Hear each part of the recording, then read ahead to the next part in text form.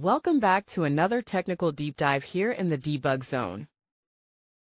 Today we're tackling a big question and breaking it down with insights from other users. Hopefully this clears up some misconceptions and helps you get the answer you need. So buckle up, stay a little curious, and let's jump right in.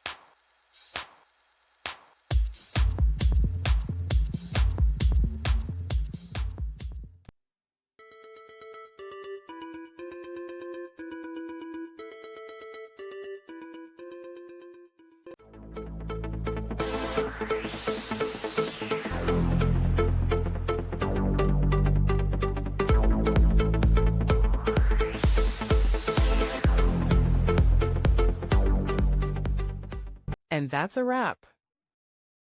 I hope you found the answer you were looking for. If you did, take a second to hit that subscribe button. It really helps out. And let me know in the comments which solution worked best for you. See you next time in the debug zone.